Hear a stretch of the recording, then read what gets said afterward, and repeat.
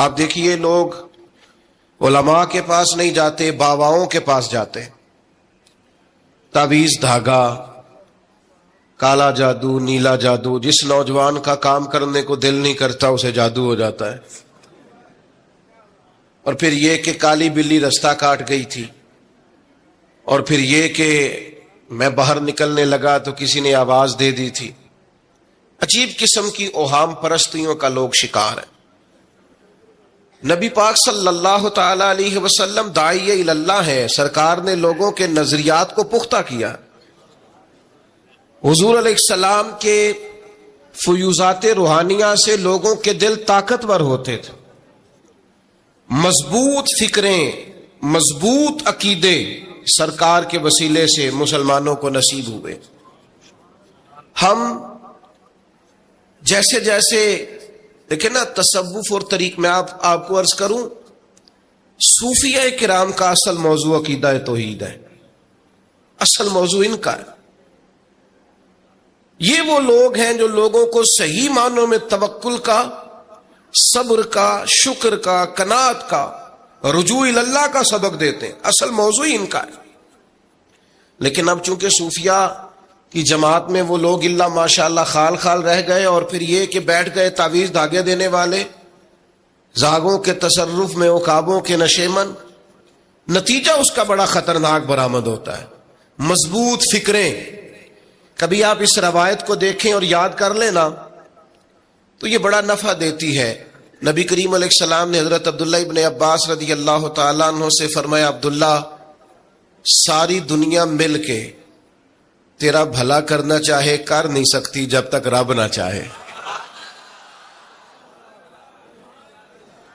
اور فرمایا سارے دنیا دار مل کے تیرا کچھ بگاڑنا چاہے بگاڑ نہیں سکتے جب تک رب نہ، چھوڑ دیں بیٹا آپ، جب تک اللہ نہ چاہے۔ تو پھر رجوع تو اللہ کی جانب کرنا چاہیے۔ نبی اکرم صلی اللہ تعالی علیہ وسلم نے اپنی امت کو توانائی اس بات سے دی کہ اللہ ہمارے ساتھ ہے۔ آپ دیکھیے فکری تندرستی کتنی زیادہ ہے کہ 1000 کے مقابلے میں 313 لوگ ہیں، نہ اسلحہ پورا ہے، نہ گھوڑے پورے ہیں، نہ خوراک پوری ہے، لیکن وہ میدانوں میں اس طرح لڑے ہیں کہ 1000 کو بھاگنے پر مجبور کر دیا۔ وہ ابو جہل نے جب کہا نا جاسوسوں سے کہ جاؤ پتہ کر کے آؤ، تو انہوں نے آ کے کہا وہ تو 313 لوگ ہیں، بچے بھی ہیں، بوڑھے بھی ہیں، چیز کوئی نہیں پاس۔ تو ابو جہل کہنے لگا پھر تو انہیں گھوڑوں کی پشتوں پر باندھ کے مکے لے جائیں گے، وہاں جا کے دیکھیں گے کیا کرنا ہے۔ تو جاسوس کہنے لگا سردار اگلی بات بھی سننا، ہے تو 313 لیکن جان ہتھیلی پہ رکھ کے آئے ہیں۔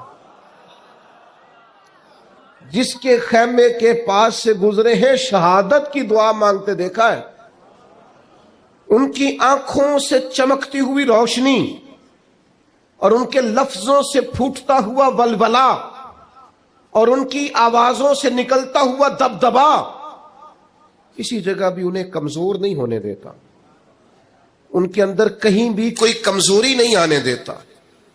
غریبی کا نام لے کے سارا دن پریشان ہونا، غریبی کا نام لے کے اپنے آپ کو مظلوم ثابت کر کے لوگوں کو مدد پر اکسانا، بندہ مومن کا یہ طریقہ نہیں ہے۔ اپنی توجہ اللہ کی جانب کرے، نبی رحمت علیہ السلام کی بارگاہ میں استغاثہ پیش کرے، لیکن دنیا داروں کو مائل کرنا، لوگوں کی جیبوں کی طرف دیکھنا، یہ مومن کی شان گردن کو جھکا دیتا ہے خیرات کا پتھر۔ جہاں میں مانگنے والوں کے سر کبھی اونچے نہیں ہوتے، اور غیرت ہے بڑی چیز جہانے تگو دو میں۔ بھائی آپ طاقتور بنے۔ دیکھیں نا، ایک نوجوان نے آ کے حضور کی بارگاہ عالی مرتبت میں عرض کیا تھا، یا رسول اللہ صلی اللہ علیہ وسلم غریب ہوں، کچھ دیجئے۔ تو حضرت جابر بن عبداللہ رضی اللہ تعالیٰ عنہ فرماتے ہیں، ہم نے حضور سے بڑا کچھ سنا، یہ لفظ نہیں، لفظ لا، یعنی میرے پاس نہیں ہے، یہ ہم نے حضور سے سنا ہی نہیں۔ ایسا کوئی محبوب کہیں ہوگا نہ کہیں ہے، بیٹھا ہے چٹائی پہ مگر عرش نشیں ہے، اور ملتا نہیں کونین کو کیا کیا تیرے در سے۔ بس ایک لفظ نہیں ہے جو تیرے لب پہ نہیں ہے. اور یہ فاضل بریلوی رحمت اللہ علیہ کا انداز بھی دیکھیے, کہتے ہیں واہ کیا جود و کرم ہے شہ بطحا تیرا. اور یہ ذرا دیکھیے شعری ذوق دیکھیے, واہ کیا جود و کرم ہے شہ بطحا تیرا, نہیں سنتا ہی نہیں. نہیں, کیا انداز ہے. اب یہ کیسی زبان ہے اور کیسا یہ محاورے کا استعمال ہے. جو شعری ذوق رکھتے ہیں وہ سمجھیں, کہتے ہیں نہیں سنتا ہی نہیں. کون؟ مانگنے والا تیرا. یا رسول اللہ آپ سے مانگنے والا نہیں سنتا, حضور عطا کرتے. اور ایک جگہ پہ فرماتے ہیں میرے کریم سے گر قطرہ کسی نے مانگا, دریا بہا دیے ہیں دربے بہا دیے ہیں. حضور تو دیتے, پر نوجوان نے جب آ کے عرض کی نا یا رسول اللہ صلی اللہ علیہ وسلم کچھ دیجئے, تو جوان ہو, چڑھتی جوانی ہو, اور پھر وہ سوال کرے. ہمارے ساتھ ایک دوست پڑھا کرتا تھا, یہ 3 مہینے کی چھٹیاں ہوتی تھی تو وہ مستریوں کے ساتھ مزدور لگ جاتا. ہم نے اسے کہا یار تو مطلب 9th 10th کے اندر مزدوری کرنے جانا, تو کہندا سی یار میں قد میرا ایڈا بڑا, ان ابا جی کو مانگ دیا شرم ہوندی.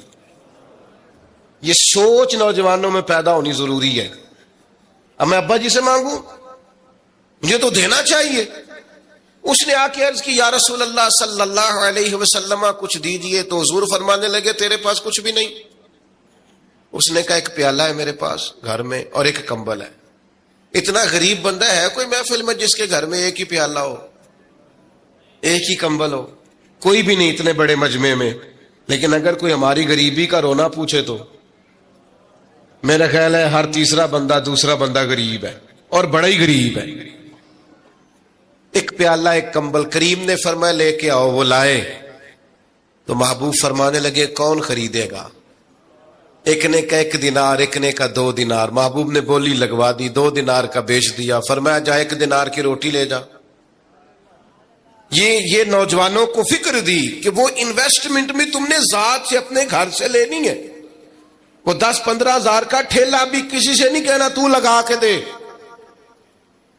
جاؤ 1 دینار کا کھانا لے جاؤ, 1 دینار کا کلاڑا خرید کے لاؤ. صحابہ فرماتے ہیں وہ کلاڑا لایا, پر نصیب دیکھو اس کلاڑے میں دستہ نبی کریم نے اپنے دستے مبارک سے لگایا.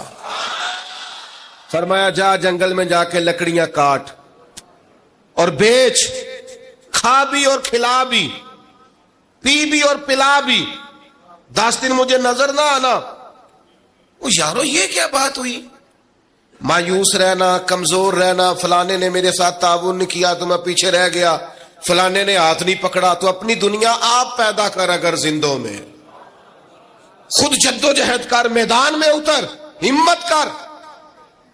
حضرت حسن بصری رحمت اللہ علیہ کے پاس ایک نوجوان نے آ کے عرض کی حضور بس آج کے بعد میں نے کام نہیں کرنا. فرمایا تمہیں کیا ہوا ہے؟ کہنے لگا آج میں نے عجیب منظر دیکھا ہے. میں نے دیکھا ہے کہ ایک شیر نے شکار کیا بکرے کا, آدھا کھایا ہے, آدھا منہ میں پکڑ کے پہاڑی پہ چڑھ گیا. وہاں ایک نابینا لومڑی بیٹھی تھی, باقی کا اس نے اسے کھلایا ہے. تو حضور میں یہ سمجھ گیا ہوں کہ جو رب اس نابینا لومڑی کے لیے بندوبست کرتا میرے لیے بھی کرے گا, لہذا میں نے کام نہیں کرنا. حضرت حسن بصری بڑا مسکرائے, فرمانے لگے کہانی میں کردار تو نے 2 دیکھے, ایک شیر ایک لومڑی. فرمانے لگے کیا بات ہے تیری, تو نے لومڑی بننے کا پروگرام بنایا, شیر بننے کا کیوں نہیں بنایا؟ تو شیر بننا, شکار کار, خود بھی کھا دوسروں کو بھی کھلا. یہ کیا بات ہوئی؟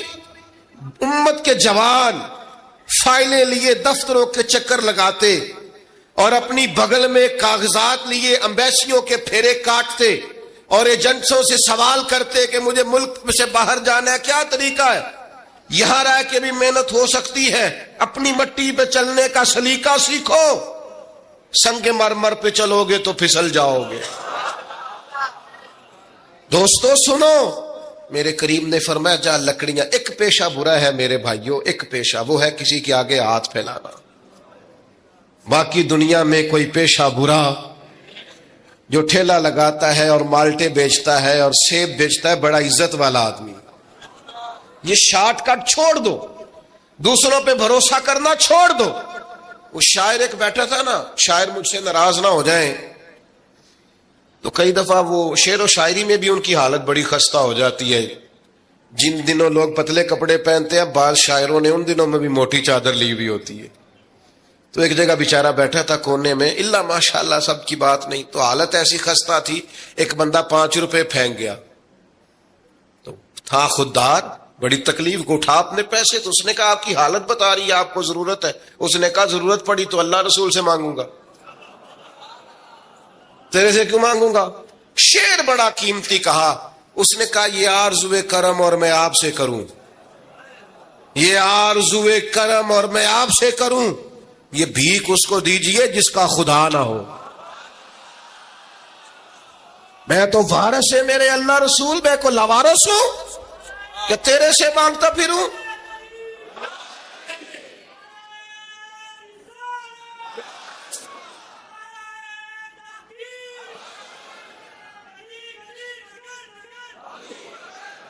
ماشاء اللہ ماشاء اللہ.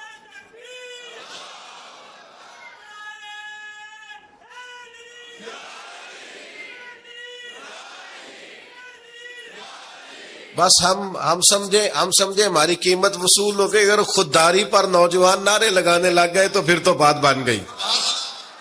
لگتا ہے محنت کا ارادہ بن گیا ہے. انشاءاللہ تعالی کشکول ٹوٹنے کا ٹائم آ گیا ہے. کرم کی برکھا برسے گی، یہی ملت کا جوان قیادت کرے گا. اور یاد رکھنا، ہمیشہ قیادتیں غریبوں کے بچوں نے کی ہیں، جنہوں نے آدھی قیمت پہ کتابیں لے کے پڑھی ہیں، بڑی ڈگریاں انہوں نے حاصل کی ہیں. یہ کمزور نہ پڑھو. نبی پاک داعیہ اللہ ہے، حضور نے جگایا ہے. 15 دن نظر نہ آنا، مزدوری کر. وہ نوجوان 15 دنوں کے بعد آیا. اب تیرا حال کیا ہے؟ اس نے کہا حضور پہلے ایک پیالہ تھا نا، اب سارے گھر کے برتن بن گئے. پہلے ایک بستر تھا، اب سارے گھر کے بستر. اور نوجوانوں، ہم نے سہارا بننا ہے. ماں سے کہنا ہے اب تو نے آنسو نہیں بہانے، تیرا پتر بڑا ہو گیا ہے.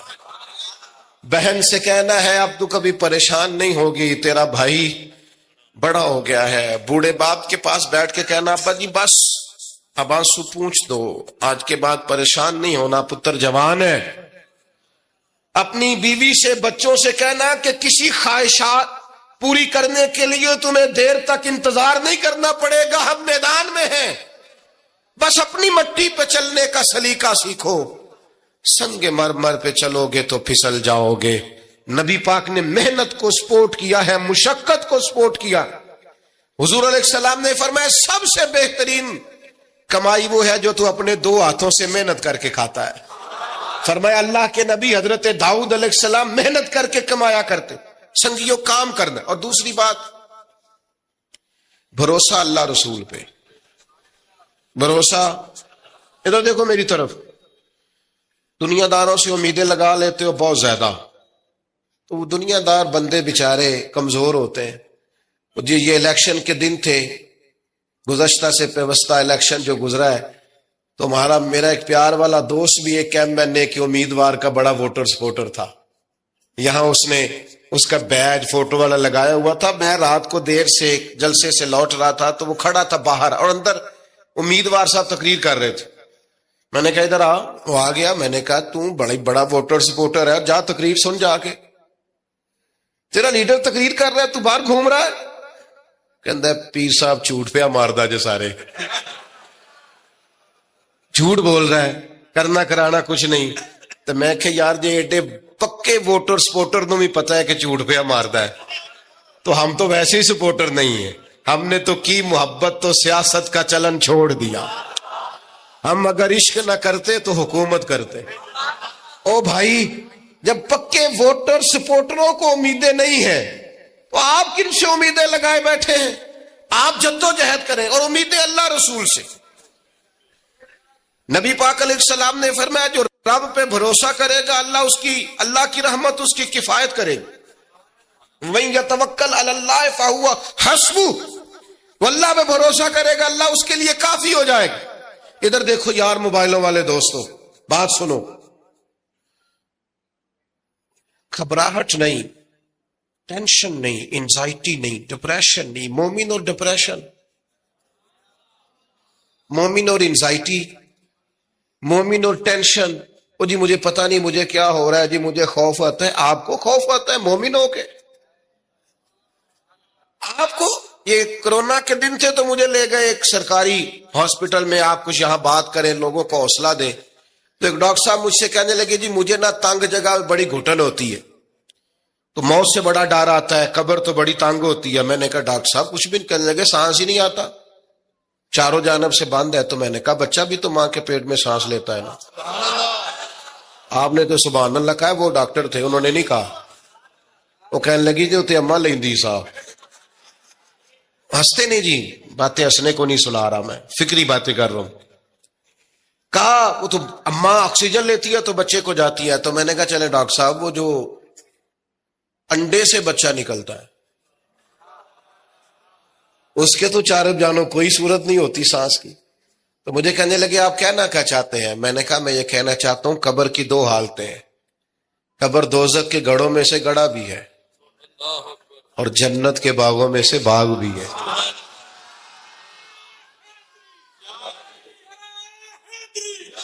سنو یار، اللہ آپ کو خوش ہو. ماشاء اللہ. سنیں جی سنیں. میں نے کہا اگر کسی کا یہ ذہن بن جائے کہ مرنے کے بعد میں نے باغ میں جانا ہے، ایک منٹ کے لیے سوچو نا یار. یعنی ادھر قبر بند ہوئی تو نیچے باغ، اور باغ بھی معمولی نہیں، جنت کے باغوں میں سے باغ. اور باغ ایسا شاندار جس میں آنکھ کھلی تو پہلی زیارت ہی مدینے والے معبود کی. آج پھولے نہ سمائیں گے کفن میں آسی، آج کی رات ہے ان سے ملاقات کی رات. وہاں جانے سے خوف آتا ہے. مومن خوف ٹینشن، مومن کو ایک ہی خوف ہے اللہ کا، رب سے ڈرتا ہے، اللہ کے سامنے کھڑے ہونے سے ڈرتا ہے. باقی مسائل کا خوف کرنا، غربت کا خوف کرنا، لوگوں سے ڈرنا، یہ نکل آئے آپ اس ٹینشن سے. رب جس کو عزت دے اس کی چھین کوئی نہیں سکتا. اللہ جسے رزق دے اس کے ہاں آنے سے روک سکتا کوئی نہیں روک سکتا. طاقتور ہو کے زندگی گزارے. نبی کریم علیہ السلام نے اپنی امتیوں کو مضبوط فکریں دی، توانائیاں دی ہیں. آپ غور کریں نا، حضور ایک جنگ سے واپس لوٹ رہے تھے، صحابہ بھی ساتھ تھے. ادبن صحابہ کرام علیہم رضوان ذرا دور دور ہٹ کے لیٹ گئے. ادبن.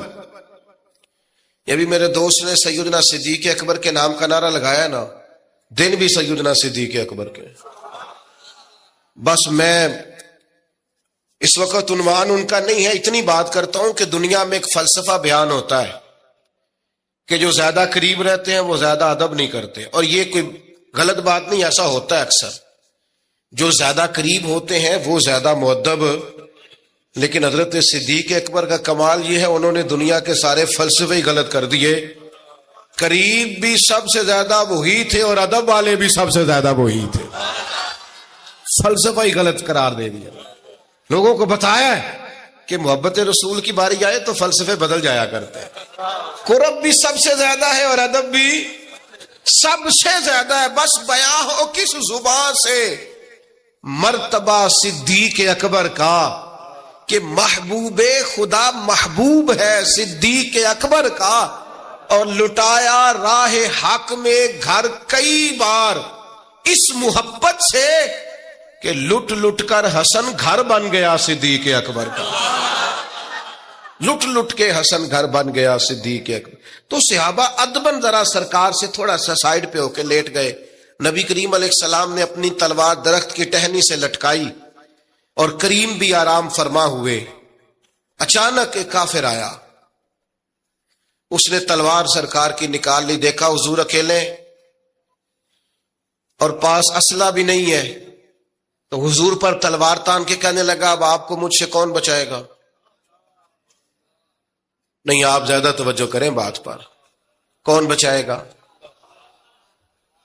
یعنی آپ یوں سمجھ لیں کہ بندہ گھر میں سویا ہوا ہو تو اچانک اسے آواز آئے کہ چھت پہ کچھ چل رہا ہے. آپ کو اپنی مثال دے رہا ہوں، آپ کو اور اپنے آپ کو سمجھانے کے لیے، وہاں کے لیے نہیں.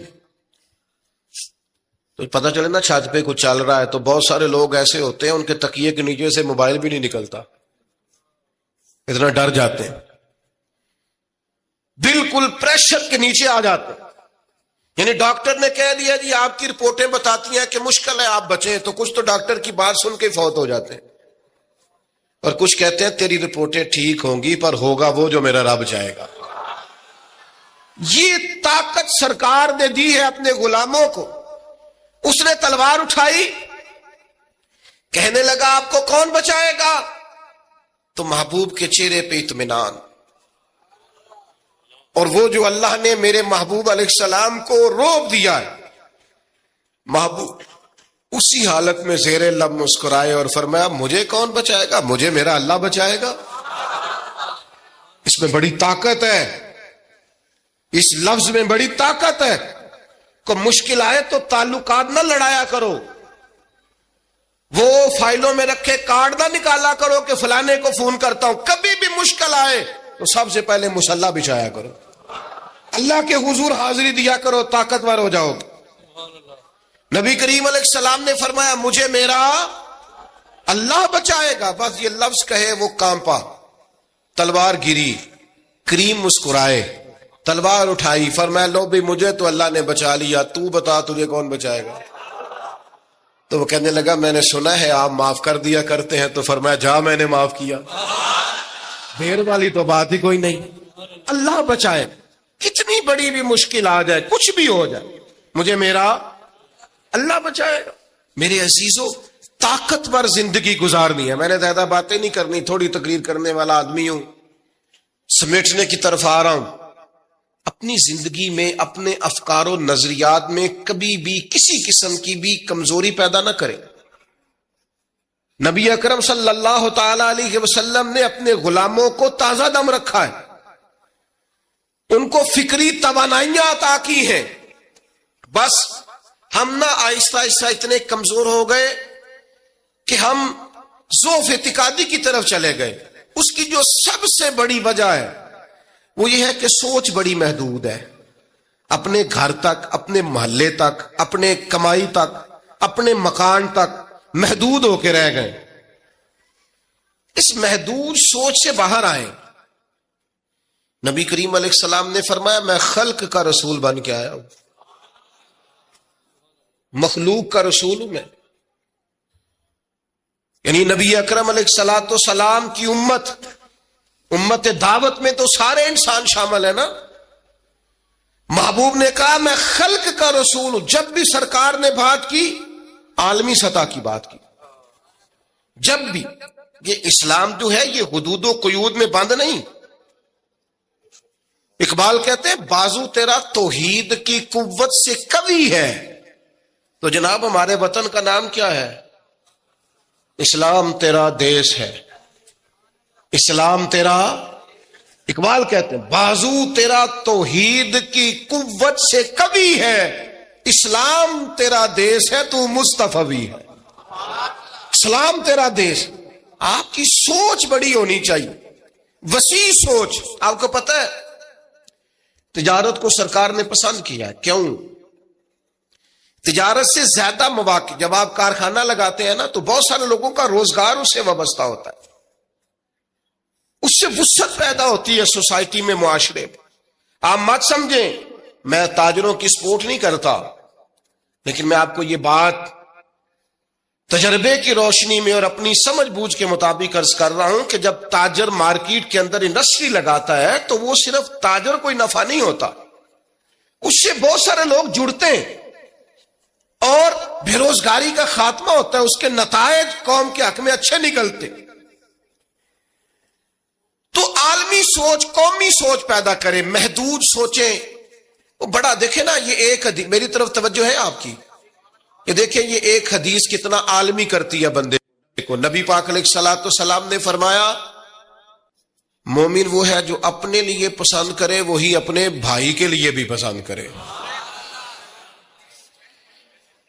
یہ ایک روایت اگر اس پر، اور یہ آتی بھی سب کو ہے، اگر سب کا اس پر عمل ہونے لگ جائے تو مجھے بتائیے کوئی چیز ملاوٹ والی بکے گی مارکیٹ میں؟ کوئی دھوکہ دے گا؟ کوئی ایسا کام جو غلط ہو؟ بیٹھ جائیں بیٹا، تشریف رکھیں سارے، اللہ آپ کو، وہ ایک اٹھیں گے تو پھر تو سارے اٹھ جائیں گے. مہربانی کریں، بس میری بات مکمل ہوگی، پیغام میں نے جو دینا تھا دے لیا، سمیٹ رہا ہوں بات کو. یاد رکھیے گا کہ عالمی سوچیں، قومی، آپ جب اپنے بھائیوں کے لیے بھی وہی پسند کریں گے جو خود پسند کر رہے ہیں تو سوسائٹی میں کتنا نکھار آئے. سرکار جب بھی بات کرتے تھے بڑی بات کرتے تھے، داعیہ اللہ ہے نا، تو جب بھی بات کی عالمی. ایک سفر سے حضور واپس تشریف لائے، کئی دنوں کے بعد حضور تشریف لائے تو سفر کا اثر تھا، تھکاوٹ تھی وجود اطہر پر، بظاہر لباس مبارک پر بھی اثرات تھے سفر کے. سیدہ طیبہ طاہرہ حضرت سیدہ زہرا رضی اللہ تعالی عنہا، آپ نے جب دیکھا نا سرکار کی کیفیت کو تو آنکھوں میں آنسو آ گئے. تو عرض کرنے لگیں، رو کے عرض کرنے لگیں، یا رسول اللہ آپ دین کے لیے کتنی مشقت برداشت کرتے ہیں، کتنی آپ تکلیف اٹھاتے ہیں. آنسو بہائے. اب مجھے بتائیے، ہمارا کوئی بچی بچہ ایسی بات کرے تو ہم کہتے ہیں تجھے تو ایک دکھ کا پتہ ہے، میرے تو بہت زیادہ ہے، تو کتاب کھول دیتے. جب کہا یا رسول اللہ آپ کتنی تکلیف اٹھاتے ہیں، تو پتہ ہے نبی کریم نے کیا فرمایا؟ حضور فرمانے لگے، فاطمہ آپ کے والد کو اللہ نے بڑے مقاصد کے لیے دنیا میں مبعوث فرمایا، بڑے مقاصد کے لیے دنیا میں مبعوث فرمایا ہے. فرمایا نہ کوئی گھر کچا بچے گا، نہ پکا بچے گا، نہ کوئی جھونپڑی بچے گی جہاں اللہ تعالی ہمارے دین کے پیغام کو پہنچا نہیں دے گا. تو جب بڑے مقاصد کے لیے نکلنا ہے تو پھر یہ صحبتیں تو چلیں گی، یہ آزمائشیں تو چلیں گی. میرے بھائیوں، وسیع الظرفی، وسیع القلبی، کشادہ سینہ، بڑا دل، بڑا حوصلہ، بڑی سوچیں، بڑے افکار اپنی زندگی میں پیدا کریں. نوجوانوں، آرام پسندی تھوڑی کم کرو. ہر وقت لیٹنا، ہر وقت آرام تلاش کرنا، یہ کمزور کر دیتا ہے جوانوں. لقد خلقنا الانسان فی کبد، ہم نے انسان کو مشقت میں رہتا ہوا پیدا کیا. میں نے ابھی دوستوں سے کہا ہے، پھر آپ کی خدمت میں عرض کرتا ہوں، رات ہو گئی ہے تقریباً 11 گھنٹے کی.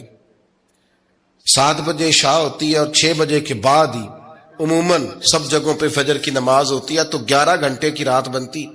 بہت زیادہ بھی ڈاکٹر کہتا ہے کوئی سوئے تو 8 گھنٹے سو لے، نیند پوری ہے.